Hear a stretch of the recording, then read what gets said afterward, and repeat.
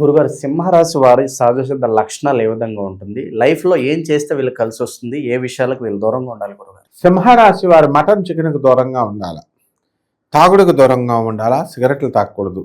మిగతా రాశి వాళ్ళు ఎవరైనా చేసుకోవచ్చు, ఎందుకంటే దీనికి రాష్ట్రాధిపతి అయినటువంటి వాడు సూర్యుడు. ఆ రవి పూజ నవనాయకులకి అధ్యక్షులు అనమాట. అందువలన సూర్యనారాయణ ఆరోగ్యం ఎంత బాగుంటుందంటే సింహరాశి వాళ్ళకి 100 సంవత్సరాలు వీళ్ళు బతికేస్తారు సరిగ్గా కనుక చూసుకున్నట్లయితే. అదేవిధంగా ఎవరైనా సరే వీళ్ళని ఒక్క మాట అంటే పెద్ద ఫీల్ అయిపోతారు, ఇంకా ఈగో హర్ట్ అయిపోద్ది వీళ్ళకి, ఇంకా జీవితంలో వాళ్ళని మనం కన్విన్స్ చేయలేం, అంత బాధపడిపోతూ ఉంటారు. అలాగే వీళ్ళందరూ కూడా తూర్పు దిక్కుగా ప్రయాణం చేసినట్లయితే బ్రహ్మాండంగా ఉంటుంది. ఇల్లు తూర్పు ముఖంగా కట్టుకున్నట్లయితే బ్రహ్మాండంగా ఉంటుంది. వీళ్ళ తండ్రి గారి మీద అభిమానం ఎక్కువగా ఉంటుంది సింహరాశి వాళ్ళందరికీ కూడా. అండ్ ఫ్రెండ్స్ లాగా బతుకుతూ ఉంటారనమాట. ఎక్కువగా సింహరాశి ఉన్నటువంటి వాళ్ళందరికీ కూడా దాతృత్వం ఎక్కువ ఉంటుంది, అంటే దాన ధర్మాలు ఇవన్నీ కూడా ఎక్కువ చేసుకుంటారు.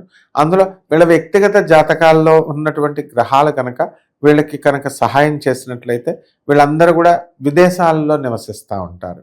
ఈ రకంగా ఈ సింహరాశి వాళ్ళంతా కూడా వృత్తికి అధిక ప్రాధాన్యత ఇస్తారు. వీళ్ళు top level officers, top level ministers వీళ్ళందరూ కూడా ఈ యొక్క రాశికి చెందినటువంటి వాళ్ళు అవుతారు.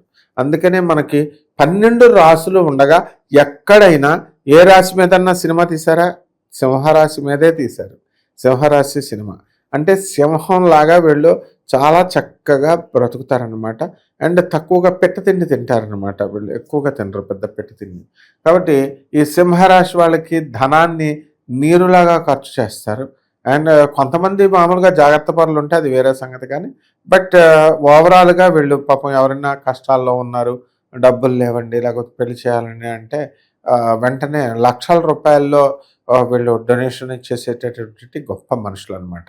కాబట్టి గురుభక్తి అధికంగా ఉంటుంది. కాకపోతే వీళ్ళ కర్మ ఏమిట్రా అంటే చెడ్డోళ్ళు అందరూ పరిచయం అవుతూ ఉంటారు వీళ్ళకి. ఆ చెడ్డోళ్ళని దానివల్ల వాళ్ళని నమ్మి కొంత టైం వేస్ట్ చేసుకుంటారు. ఆ తర్వాత మళ్ళీ మంచి వాళ్ళు ఎవరు అనేటటువంటిది తెలుసుకొని వాళ్ళు రావడం జరుగుతుంది. బట్ వేస్టేజ్ ఆఫ్ టైం కదా అనవసరంగా. కాబట్టి వీళ్ళంతా కూడా సూర్యనారాయణమూర్తికి పూజ చేయాలా. ఆదిత్యాది నవగ్రహ దేవతల్లో అధినాయకుడైనటువంటి వాడికి. అలాగే ఆదివారం నాడు ఎట్టి పరిస్థితుల్లో నేను చెప్పినట్టుగా మటన్ను చికెన్ను ఏం తినకుండా నేల మీద పడుకుంటూ బ్రహ్మచర్యం పాటిస్తూ ఆదివారం నాడు కనుక సాధన కనుక చేసినట్లయితే బ్రహ్మాండంగా వీళ్ళందరూ కూడా దీర్ఘాయుష్మంతులు అవుతారు.